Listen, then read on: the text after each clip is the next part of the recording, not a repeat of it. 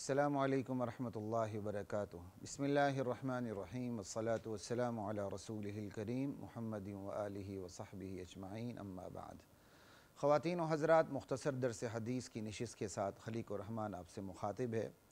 آج کی جو پہلی حدیث ہے اس کے راوی حضرت عبداللہ بن مسعود رضی اللہ تعالی عنہ ہیں اور یہ صحیح مسلم کی روایت ہے، سنیے۔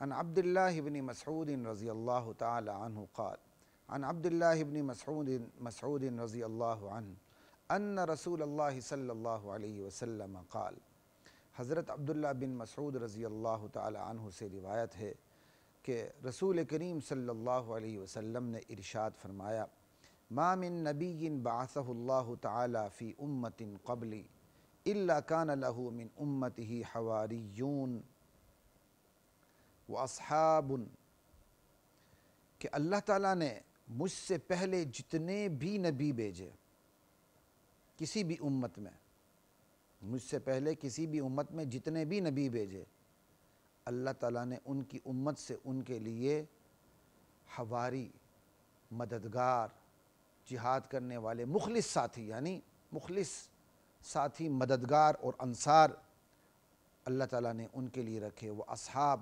وفادار ساتھی۔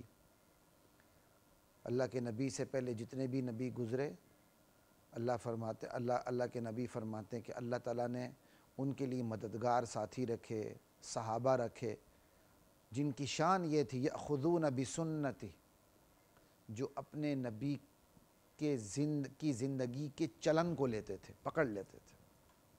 سمجھ آئی بات کی؟ یأخذون، پکڑنا، بسنتی، اپنے نبی کی سنت کو۔ یہاں سنت سے مراد چلن ہے، سمجھ آئی؟ یعنی اپنے نبی کے پورے چلن کو پکڑ لیتے تھے، لے لیتے تھے، اس کے مطابق چلتے تھے۔ یہاں سنت سے مراد یہ نہیں کہ فرض چھوڑ دیا، سنت کو لے لیا، یہ کوئی اصطلاحی معنی مراد نہیں ہے۔ سنت سے مراد چلن ہے، نبی کا چلن۔ اللہ اکبر۔ وَيَقْتَدُونَ بِأَمْرِهِ، اور اپنے نبی کے حکم کی اقتداء کرتے تھے، پیروی کرتے تھے۔ لیکن پھر کیا ہوتا تھا؟ ثم انہا تخلف من بعدہم خلف، ان کے بعد پھر ناخلف جانشین آتے تھے، نالائق جانشین آتے تھے۔ یعنی پہلا جو مرحلہ ہوتا تھا حواری، مددگار، مخلص ترین صحابہ، وہ تو گزر جاتے تھے۔ بعد میں پھر ایک ایسا مرحلہ آتا تھا کہ ان کے بعد نالائق لوگ جانشین بن جاتے تھے لائق لوگوں کے۔ اللہ اکبر۔ پھر ان کا کام کیا ہوتا تھا؟ یقولون ما لا یفعلون، وہ اس کام کا حکم دیتے تھے جو خود کرتے نہیں تھے، یعنی ان کے قول و فعل میں تضاد ہوتا تھا۔ سمجھے؟ پھر یہ معنی بھی کیا گیا ہے کہ جو ان کو کرنا چاہیے تھا وہ کرتے نہیں تھے، لیکن کہتے تھے ہم کرتے ہیں، اپنی یعنی پیری اور اپنا تقدس برقرار رکھنے کے لیے۔ ایک تو عام معنی یہی ہے کہ جو کہتے تھے وہ خود کرتے نہیں تھے، ان کے قول فعل میں تضاد ہوتا تھا، بڑی بڑی باتیں کرتے تھے، یہ کرو یہ کرو، شریعت نے یہ حکم دیا ہے، شریعت نے یہ حکم دیا ہے، نماز پڑھنی چاہیے، حج کرنا چاہیے، روزہ رکھنا چاہیے، جہاد کرنا چاہیے، پرہیزگاری رکھنی چاہیے، خود ٹکے کے نہیں ہوتے تھے۔ اور ساتھ یہ ایک معنی بھی کیا گیا یقولون ما لا یفعلون، کہ جو کام کرنے کے ہوتے تھے کرتے نہیں تھے۔ لوگوں میں کہتے ہیں ہم تہجد بھی پڑھتے ہیں، میں مثال کے طور پہ بات کر رہا ہوں، ہم جی 5 وقت کے نمازی بھی ہیں جی، ہم یہ بھی کرتے ہیں، کرتے کچھ بھی نہیں تھے، صرف اپنی جھوٹی پیری کو قائم کرنے کے لیے۔ انا للہ و انا الیہ راجعون۔ ویفعلون ما لا یؤمرون، بھائی پھر کرتے کیا تھے؟ اچھے کام تو کرتے نہیں تھے، تو پھر کرتے کیا تھے؟ کہا کرتے وہ تھے جس کو انہیں حکم ہی نہیں دیا گیا تھا۔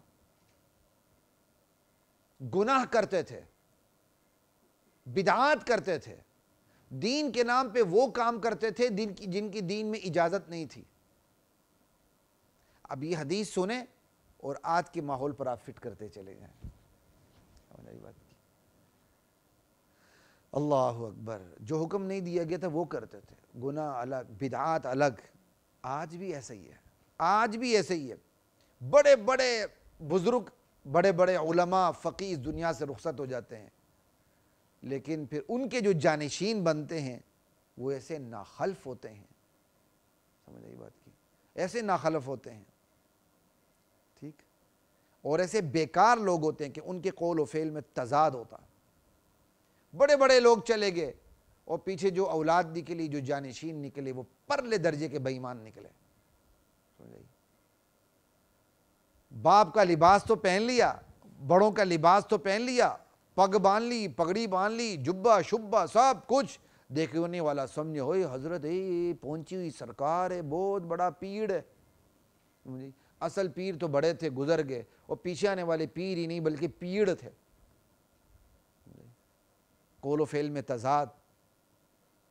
کیا آج ایسا نہیں ہے؟ بڑی بڑی گدیوں پہ آپ دیکھ لیں کہ ان گدیوں کے جو اصل بڑے تھے وہ بہت اچھے تھے، لیکن بعد میں جو گدیوں پہ قابض ہوئے ہیں آج بھی ان کے قول و فعل میں کتنا تضاد ہے۔ اللہ اکبر۔ پھر ان گدیوں کے اوپر کتنا کفر و شرک ہو رہا ہے۔ جو ان کے بڑے تھے ان میں کفر و شرک نہیں تھا۔ حضرت علی اجویری رحمۃ اللہ علیہ کے دربار کو دیکھ لیں، جو مجاور بیٹھے ہوئے ہیں، ٹھیک ہے، کس طرح بدعات میں مبتلا ہے۔ اسی طرح ملک کے اندر تمام مزارات کو دیکھ لیں، وہ مزارات جن میں واقعی کوئی اللہ کا ولی دفن ہے، ان مزارات کے اوپر بھی جو قابض ہیں، سجادہ نشین، گدی نشین، پتہ نہیں کیا کیا نشین، سمجھ آئی بات کی؟ نام بڑے بڑے ہیں لیکن کوئی نشہ نشین ہے، پتہ نہیں کوئی کیا نشین ہے تو کوئی کیا نشین ہے۔ انا للہ و انا الیہ راجعون۔ کہا پہلی امتوں میں ایسا ہوتا تھا۔ یہ ذکر کرنے کے بعد اللہ کے نبی نے نعوذ باللہ کوئی کہانی نہیں سنائی، بلکہ عبرت کے طور پر بتا دیا پہلے ہوتا تھا، ایسا ہوگا، تو تمہیں کیا کرنا ہوگا ایسے پہ، بتا دیا۔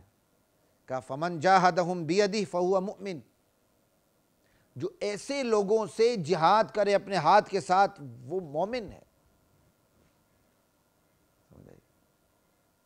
کیونکہ وہ آپ نے تو پہلے امتوں کی بات بتائی نا، تو اب یہاں ترجمہ ایسے نہیں کریں گے جو ان کے خلاف جہاد کرے اپنے ہاتھ سے، بھائی وہ تو گزر گئے۔ تو پھر حدیث کو دیکھتے ہوئے ترجمہ یہی ہوگا جو ایسے لوگوں کے خلاف جہاد کرے کہ جن کی اوپر کی گدیاں تو صحیح تھیں لیکن گدیوں پہ بیٹھنے والے اب بے ایمان ہیں، دین کو بیچ رہے ہیں، قول و فعل میں تضاد ہے، بدعات کے مرتکب ہو رہے ہیں، معاشرے میں بدعات پھیلا رہے ہیں، شرکیات پھیلا رہے ہیں، وہ بھی دین کے نام پہ۔ کہ فمن جاہدہم بیدہ، جو ایسے لوگوں کے خلاف اپنے ہاتھ سے جہاد کرے وہ مومن ہے۔ تو ہاتھ سے جہاد کیسے ہوگا؟ یعنی قوت سے، بندہ اپنا اثر و رسوخ استعمال کر کے ان لوگوں کو روکے، بدعات سے، شرکیات سے، خلاف اسلام کاموں سے۔ ومن جاہدہم بلسانہ فہو مؤمن، اور جو بندہ، اور یہ بیدہ جو اپنے ہاتھ سے روکے اثر و رسوخ ہو گیا نا، ومن جاہدہم بلسانہ فہو مؤمن، جو اپنی زبان سے جہاد کرے ایسے لوگوں کے خلاف وہ بھی مومن ہے۔ کہ بندہ ان کو سمجھائے جا کے، اثر و رسوخ استعمال کرے ان کے خلاف، خلاف اسلام کاموں کے خلاف، ٹھیک ہے۔ یہ تو پہلا درجہ ہو گیا۔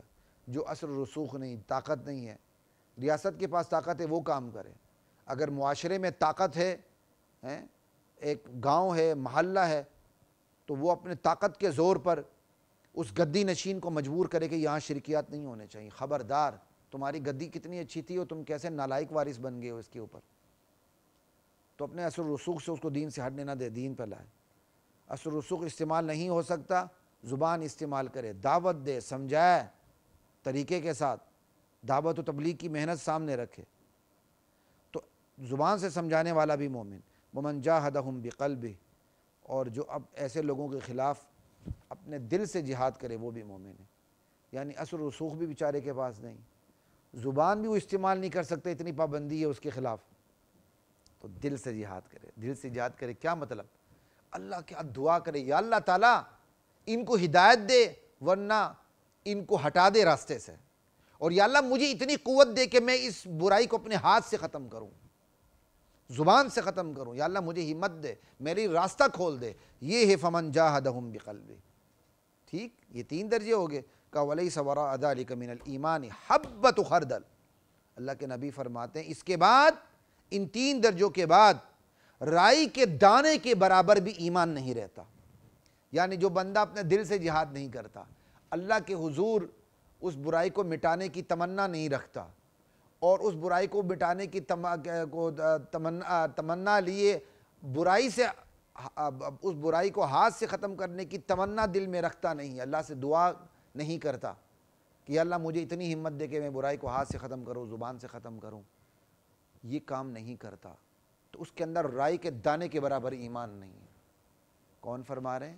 اللہ کے نبی فرما رہے ہیں۔ تو بس خواتین و حضرات، آج کے ماحول میں دیکھ لیں کہ بڑی بڑی گدیوں کے اوپر کون لوگ بیٹھے ہوئے ہیں، لائق بیٹھے ہوئے ہیں، سو سلام، نالائق بیٹھے ہوئے ہیں، ان کو سمجھائیں، نہیں سمجھتے اثر و رسوخ استعمال کریں، ٹھیک ہے؟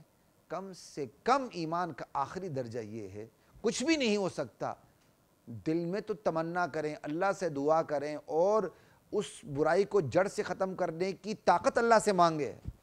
اگر یہ بھی نہیں ہے تو پھر اس کے بعد تو ایمان کا کوئی درجہ ہی نہیں جناب۔ لا الہ الا اللہ۔ اگر معاشرے کے اندر یہ چیز پیدا ہو جائے نا، معاشرے کے اندر، خدا کی قسم یہ تمام مزارات کے اوپر جتنے گدی نشین بیٹھے ہوئے ہیں، ان کی کمائی ختم ہو جائے، کوئی کمائی نہ رہی ان کے۔ بڑے بڑے بے ایمان اللہ والوں کے مزارات کے اوپر قابض ہیں، اور ان مزارات کے اوپر جتنی شرکیات ہو رہی ہیں، بدعات ہو رہی ہیں، ہمارے بریلوی حضرات بھی اب ہاتھ کھڑے کر دی، ہمارا ان سے کوئی تعلق نہیں۔ ہائے کاش یہ ہاتھ کھڑے آپ 100 سال پہلے کرتے تو آج یہ دن نہ دیکھنے پڑتے۔ آپ نے اپنے مسلک کی ترویج کے لیے انہی مزارات کا سہارا لیا کہ ضعیف الاعتقاد لوگ انہی مزارات پہ آتے ہیں اور انہی مزارات پہ سجدہ کرتے ہیں، انہی مزارات والوں سے مانگتے ہیں۔ آپ نے تو ترغیب دے دے کے لوگوں کو قبروں کے اوپر بلایا، اور آج جب ہر چیز ہاتھ سے نکل گئی، اب ہاتھ کھڑے کریں، نہیں نہیں نہیں نہیں، اہل سنت، اپنے آپ کو اہل سنت والجماعت کہتے ہیں، بدعات کرتے ہوئے، انا للہ و انا الیہ راجعون، ہمارا ان سے کوئی تعلق نہیں، ہمیں انہوں نے بدنام کیا ہے۔ چلیں جی، اللہ کا شکر ہے آپ اس لیول تک تو آگے، اللہ مزید توفیق عطا فرمائے، ہم تانا کیوں دیں، لیکن کاش اس لیول تک آپ 100 سال پہلے آتے، آج حالات کچھ اور ہوتے۔ اب وہ اگلی حدیث ہے، اس پر میں زیادہ بات نہیں کروں گا، صرف ترجمہ عرض کر دوں گا، کیونکہ اس حدیث کے تعلق بھی وہ حدیث بڑی مشہور ہے اور مضمون تقریباً دونوں کا ایک ہے۔ وہ کیا؟ عن ابی سعید الخدری رضی اللہ تعالی عنہ عن رسول اللہ صلی اللہ علیہ وسلم، حضرت ابو سعید خدری رضی اللہ تعالی عنہ سے روایت ہے، اور وہ روایت رسول کریم صلی اللہ علیہ وسلم سے ہے کہ آپ صلی اللہ علیہ وسلم نے ارشاد فرمایا، من رآ منکم منکرا فلیغیرہ بیدہ، تم میں سے کوئی شخص بھی برائی کو دیکھے تو سب سے پہلے اپنے ہاتھ سے ختم کرے، طاقت کو استعمال کرے، اور اگر طاقت استعمال کی اس کے اندر استطاعت نہیں، زبان کو استعمال کر کے سمجھا بجھا کر اس برائی کو ختم کرے، اور اگر زبان استعمال کرنے کی بھی طاقت نہیں، فإن لم يستطع فبقلبہ، پھر دل سے اس کو ختم کرے، اللہ سے دعا کرے یا اللہ اس برائی کو ختم کر دے، اور اللہ سے دعا کرے یا اللہ مجھے اتنی ہمت دے، مجھے طاقت دے کہ میں اپنی طاقت کو تیرے راستے میں استعمال کرتے ہوئے اس برائی کو ختم کر دوں۔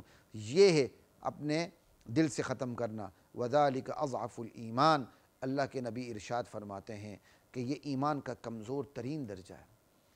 خواتین و حضرات، اس پر میں ایک دو باتیں کروں گا، اس کے بعد جو اہم ترین بات ہے، لوگوں نے اس حدیث کو ریاست کے حوالے کر دی، بس یہ ریاست کا کام ہے، اثر و رسوخ استعمال کریں، ہمارے ہاتھ میں تو اثر و رسوخ ہے نہیں، اقتدار ہے نہیں، ہم برائی کو جڑ سے کیسے ختم کریں، ہاتھ سے کیسے ختم کریں، یہ کام حکمرانوں کا، انا للہ و انا الیہ راجعون، یہ کام صرف حکمرانوں کا نہیں ہے، یہ کام حکمرانوں کا بھی ہے، یہ کام ہمارا بھی ہے۔ کیا باپ کو قوت حاصل نہیں ہے اولاد کے اوپر؟ کیا ماں کو قوت حاصل نہیں ہے اولاد کے اوپر؟ کیا اساتذہ کو قوت حاصل نہیں شاگردوں کے اوپر؟ کیا باس کو قوت حاصل نہیں اپنے ملازمین کے اوپر؟ کیا دکاندار کو قوت حاصل نہیں اپنی لیبر کے اوپر؟ ایک فیکٹری کے مالک کو، ایک کارخانے کے مالک کو، ایک مل کے مالک کو، کیا اپنے جو ماتحت ہیں ان پر قوت حاصل نہیں ہے؟ وہ کیوں وہاں برائی کو جنم دینے دیتا ہے؟ کیوں وہاں اس کی موجودگی میں برائی جنم لیتی ہے؟ جناب، یہ اثر و رسوخ کا تعلق ریاست سے نہیں بلکہ ہر اس فرد سے بھی ہے جو اثر و رسوخ رکھتا ہے اور برائی کو ہاتھ سے ختم کرنے کی ہمت رکھتا ہے۔ یہ برائی کو ہاتھ سے ختم کرنے کی ہمت شوہر کے پاس بھی ہے۔ اگر آپ آج کا شوہر، آج کا میاں میاؤں بن جائے تو اس میں ہمارا کیا قصور ہے بھائی؟ میاؤں نہ بنے نا، آپ لوگ تو ہمیں بھی مشکل میں ڈالتے ہیں، آپ کی میاؤں بننے کی وجہ سے یہ جراثیم اب ہمارے علاقوں کی طرف بھی آ رہے ہیں۔ لا الہ الا اللہ واللہ اکبر۔ ایک تو یہ غلط فہمی ختم کریں کہ اس حدیث کے تعلق جو پہلا درجہ ہے برائی کو ہاتھ سے ختم کرنا، یہ کام صرف ریاست کا نہیں، جی ریاست کا نہیں ہے، ریاست کا بھی ہے اور ہر اس شخص کا بھی ہے جو اپنے ہاتھ میں طاقت رکھتا ہے اور برائی کو کیا کہتے ہیں جڑ سے ختم کرنے کی ہمت رکھتا ہے، ٹھیک ہے۔ باقی اس کی کافی تفصیل ہے کہ وہ ہاتھ سے کیسے ختم کرے جڑ سے، وہ کچھ سوالات الگ ہوتے ہیں، وہ بھی یہاں موقع نہیں، یہ مختصر درس حدیث کا سلسلہ ہے۔ ایک تو بات یہ یاد رکھیں۔ دوسری بات اس حدیث سے اور جو ابھی اس سے پہلے میں نے حدیث پیش کی اس سے باتیں جو سمجھ آتی ہیں وہ یہ ہے، مسلم معاشرہ کبھی بھی خاموش تماشائی کا کردار ادا نہیں کر سکتا۔ یہ نہیں ہو سکتا کہ مسلم سماج میں برائی سر اٹھائے اور مسلم سماج خاموش تماشائی بنے، نا نا نا نا نا، یہ نہیں ہو سکتا۔ اللہ کے نبی نے اپنے اصحاب کی ایسی تربیت کی تھی کہ وہ برائی سر اٹھاتی نہیں تھی، اٹھاتی تھی تو اسی وقت کچل دی جاتی تھی۔ اللہ اکبر۔ یہ مسلم معاشرے کی شان ہی نہیں ہے کہ وہ خاموش تماشائی بنے۔ اور یاد رکھیے مسلم معاشرے میں بدی جڑ نہیں پکڑتی، اور جس معاشرے میں بدی جڑ پکڑ لے وہ مسلم معاشرہ کہلانے کا حقدار نہیں ہے۔ بدی جڑ پکڑ لے مسلم معاشرہ کہلانے کا حقدار نہیں ہے۔ آج ہم نام کے مسلمان ہیں، کام کے نہیں ہیں۔ میں خیال بات یہیں ختم کر لینی چاہیے۔ السلام علیکم ورحمۃ اللہ وبرکاتہ۔ وَلَقَدْ أَنزَلْنَا